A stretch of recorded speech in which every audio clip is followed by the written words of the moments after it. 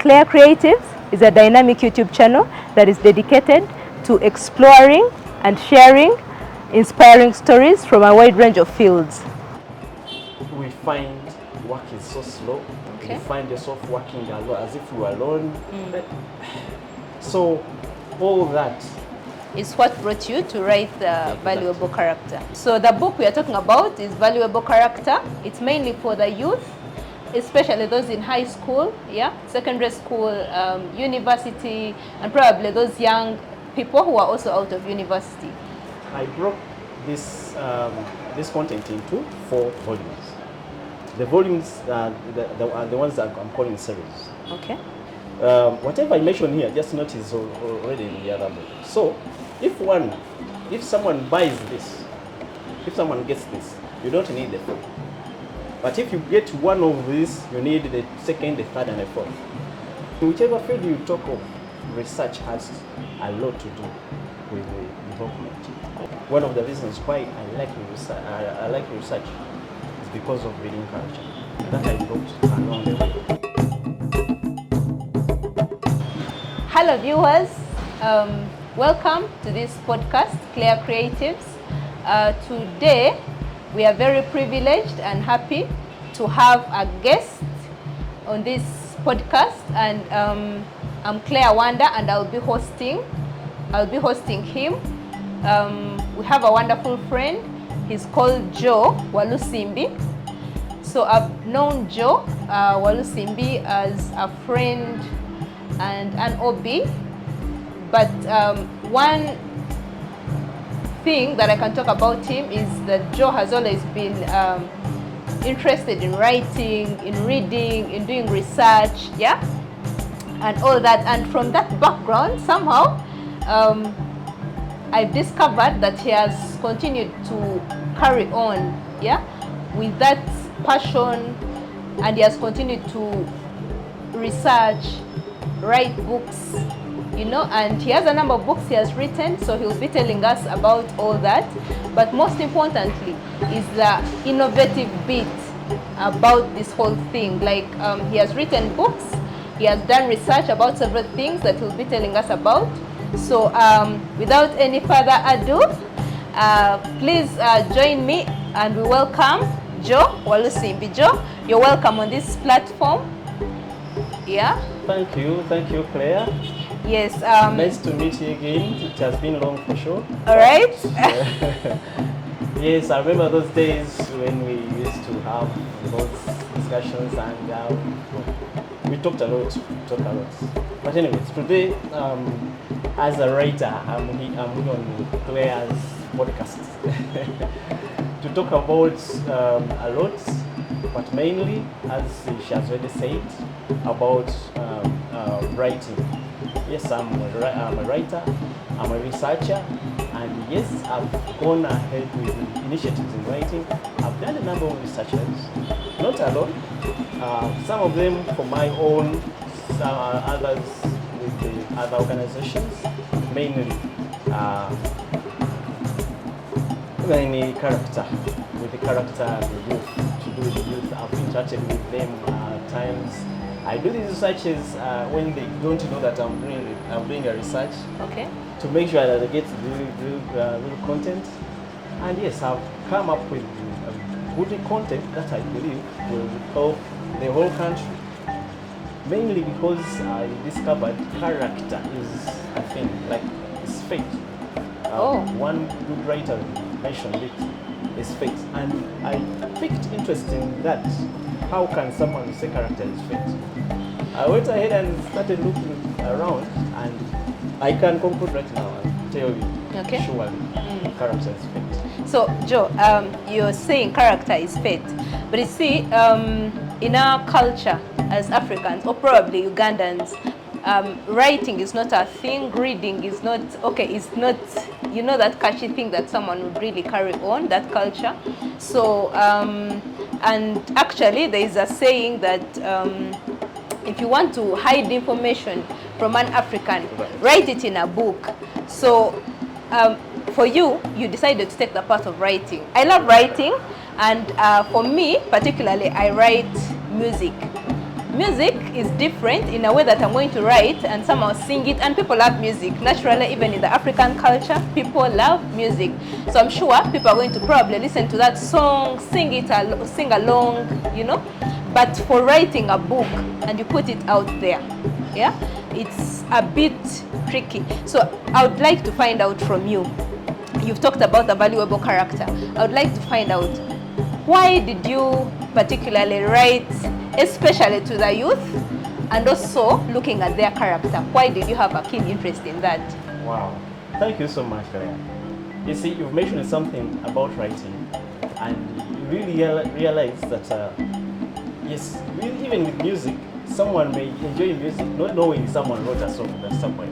Okay. You know, just it has been written. And yes, they say to hide something very well from an African writer, which is really funny. For me, I find it funny, but I know it's somehow true. And about the researchers done, many of them, we realize as we interact with youth, as we do whichever research I've done, I've realized character. Everything comes back to character. Okay. Everything we do, this Maya economics, see what, it comes back to character. You're like, once we handle character, we develop it. Trust me, we're developing almost everything. Okay. And as I said before, from the other writer, character is fit. It takes you, it can take you backwards, it can take you forward. And there's one research I did, and I found out that even the countries that are now developing at a faster rate, we found that they started with character. Okay. They started with the young ones, developing them slowly by slowly. By the time they reached, they changed the country, and you find the country changes because of character.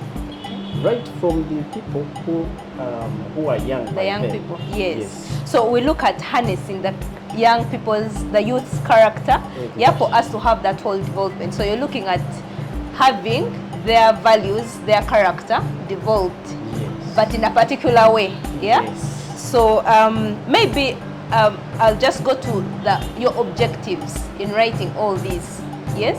So for you, what was your objective? What was your target reading? Why did you decide to focus on this youth? And what is your objective in doing all this? Yes. No, my doing research started from the youthful age, even when I was still at campus, even when at further education I was doing research, and I enjoyed it. Yeah. And I discovered, why do I enjoy research and some people find it so hard? I discovered it was about reading. My reading culture was a bit different.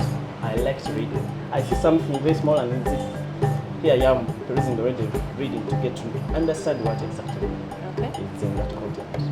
And I could utilize the content to boost my research activities. Okay. But I found the other people finding it hard because of dislike of reading. I'm like, okay, if someone likes reading, fine. Because now I had to conclude. One of the reasons why I like research is because of reading culture that I developed along the way. So in other words, your objective more of like you want the youth to start reading. Yes. Yeah. To have that culture of reading always. And in no country that develops without research. Okay. Research in whichever field you talk of, research has a lot to do with development. Wow. So that's one of them. And again, is the character, how we behave. People will find people very selfish. Okay. Think of themselves, even when they would have benefited a lot when they work with another person. You find someone in that team can't fit in that team. Why? Because of character. Doesn't know how to handle others. Some of them feel they can only work alone. And when they work with others, they have trust issues. For trust issues, of course, they have a reason for having such issues.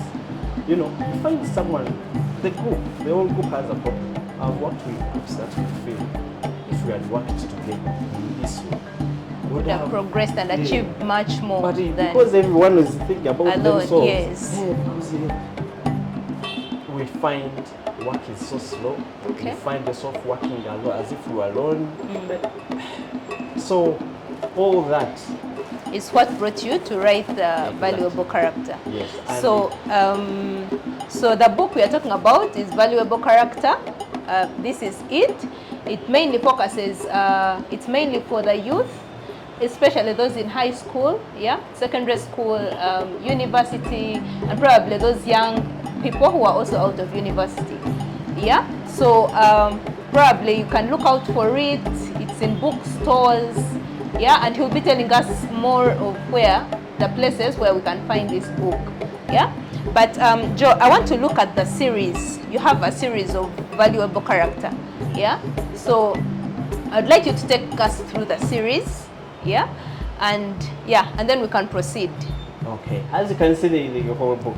Okay. This is the book, as you can see, and as we've already mentioned, hide something when you write. And again, this is a big volume, which one can look at and it's like, oh, if you don't have that culture already, you may be like, no, I can't, I won't even try. Oh, someone can get it and put it aside and like, I can't get a time to read. So, as I said, I like to research. When I was researching about our reading culture and all that, which I already knew, but I needed to confirm, many professors I met were like, oh, my friend, this is very good content. Everyone, not only in youth, by the way, even those in offices, should read this content because it's well researched. But reading culture, our reading culture, as we already talked about it, it's not that good. And it's not that encouraging. Like, you can have a big volume like this, and yes, they are there. You can get this volume and read. Okay. But as we are looking at as youth, we need everyone to get encouraged. Get encouraged and read. You can have a volume like this one, and you are able to read like, let me take 2 days or 2 hours. Before you know it, you are taking 3 days. But you are reading and getting the content very well. So I broke this this content into 4 volumes. The volumes are the ones that I'm calling series. Okay. The first one, character niche. Whatever I mentioned here, just notice already in the other book. So if someone buys this, if someone gets this, you don't need the book. But if you get one of these, you need the second, the third, and the fourth. How? The first one, character niche, has 2 of what is here. Okay. To do with the character traits and confidence. I'll go into deep details about what I talk about the traits and confidence, but mainly just know whatever is useful in such areas, there is there. You'll find there. And this we talk about etiquette, education, and effective communication, character polisher. You can hear when you hear such terms, you know they are polishing your character. So like if a child had a particular behavior, when they interact, indulge and read this book, somehow their character is bound to change. Exactly. And have that character that is expected in society, especially in our African, African setting. Exactly. Okay. Then this is elegant character. Okay. Elegant character has to do with the inner and the outer beauty. When I look at you, I come and meet you, we talk, and from far, at times we look at someone, you look from far, then like, okay, this person, wow, let me wait for them to say something. The inner and the outer beauty is what someone will see and then perceive. Then when you say, and then looks inside, because what you say, you think about, you've thought about it, then comes out. Though Yeah. some people don't realize that, hey, exactly what you thought, whichever microseconds you've taken to take it out, somewhere you've thought about it. Some people don't take even that time. They feel, and then like, okay. But that elegant character will help you to understand how to handle that. When you are in hard times, you feel hungry, angry and hungry, how do you handle yourself? How do other people see you? That's how.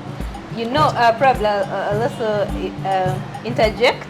There is that saying, out of the abundance of the heart, yeah? Yes. Is it the mouth flows? Yeah? So the words that come out of you are usually what is you, like, yeah, that is the real you. Yes. What you're saying is what The real character. Yes. So it comes. So how does that book polish the character? The elegance. The elegance is just because when you talk about elegance, someone has to do with the sight. Yes. I look at you, but some people think it ends here. You might be so smart. You may appear so smart. You may appear so elegant. Until you open your mouth and say something. Not until you Okay. open your mouth and like, oh, this person shouldn't have said something, maybe to leave us with the other perspective we had about him or her. Yes. Yeah. So Okay. this other one, the last volume, the last bit, is all in the same variable character. It's about awareness about addictions. Okay. So these addictions, people of late you hear drugs, what, but there are some that are being ignored. All of them are mentioned here. It can look as small as it is, but it mentions how, mainly, it talks about the general way. Okay. Then it goes ahead to look at the ones that are so rampant in Uganda. So with youth. actually, this is one of those topics would really love to look at, because you've talked about addictions. Yes. And there are a number of addictions that probably you can give us an insight on, especially that is affecting the youth today. Yes. And how this book helps them to overcome that. Just a few randomly. I wouldn't so mention a lot because someone will be reading. The reader has to, get it better. No, but you can give us an example of currently the youth, there is this common addiction. Okay. Yeah. I'll give you an example, like social media, people being on their phones, being on their laptops. You actually meet up with someone and the whole time they're on their phone and you're like, did we just meet to talk, or You see, it's whatever it's like you've read the book, but whatever you are mentioning is here. I went down to gambling. Gambling, some people don't realize it's really taking the youth. So gambling, you're talking about like sports betting or something? Sports So betting. now just give us that scenario of how, if someone reads this book, Yes. it can be able to carry this person from the place of thinking that betting is the one that is going to make their life prosper. Even if to change their mindset, to know that they have to go out there, use their hands, use their brains to work and make this money, not necessarily having to have that guesswork of like, today probably it will work, tomorrow it won't work, and you're living on that life that is not certain about how tomorrow will be, but you're just guessing, will it be fine, will it not be? So you can just take us through how can it help. For like betting, some people don't even believe it's an addiction. Yet it is. For someone who is used now to betting, who is addicted, will be thinking about betting. Be thinking about what he bets, how he lost or won somehow.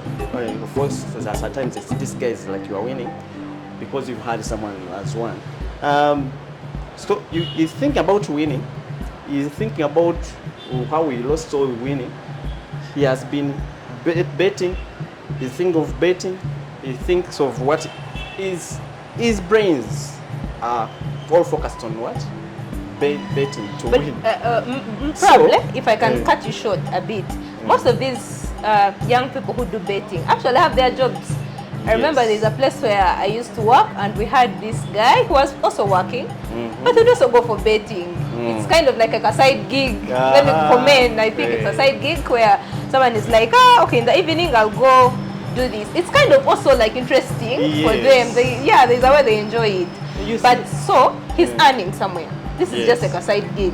So, but how can you put that thing out of them? Because one day they're going to put the whole salary and it will, go in one go. Not one day. That person, because that's how it starts.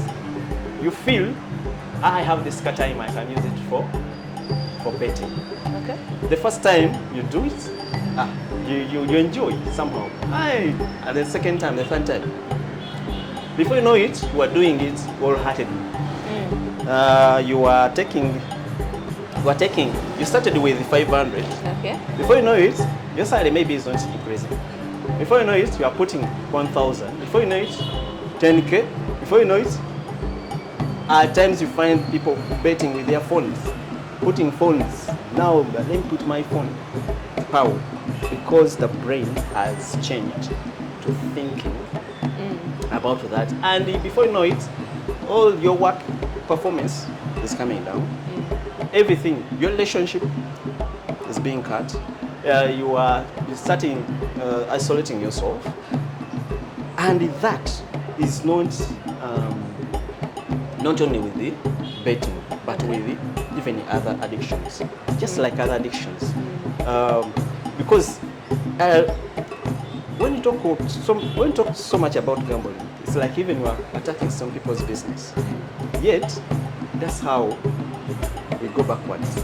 When we go to phone, even when someone read my book and like, we're talking about phone, but you see the phones, we are also attacking these people who do phones. I'm like, what should we do? Because this thing, the way that phone is designed, it has nice colors, but just know everything that you feel good, it has a repercussion. Like you have to pay someone. That's why we find, I come to your office, I find you on your phone, we discuss something, and later you're like, oh, what's what we discuss? I find you on the way, you are moving, you are knocking something, because you're on the phone. Yeah. Why? Because you're... So how does this, assuming I bought this book for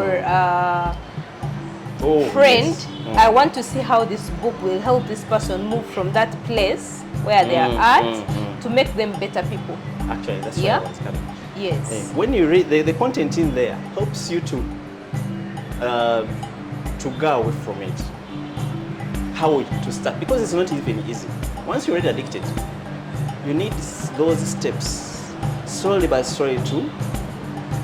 How do you even discover? For the phone, we have even a test in there. Everyone needs this book because there's a test. Once you go for that test and you see you are that high, you're like, okay, I'm already addicted by the way. Okay. Then you find yourself been wasting a lot of time on the phone. Then you start. It gives you a way of limiting and cut back your time. When it comes to addictions, or when it comes to drugs, when you mention addictions, like everyone, the brains run to drugs. But these other addictions, they even ignore. They appear minor. Yes, but for drugs, it's more direct on drugs. Even in your home, you might be having a drug addict, but you don't know. The book tells you how can I look at my family member.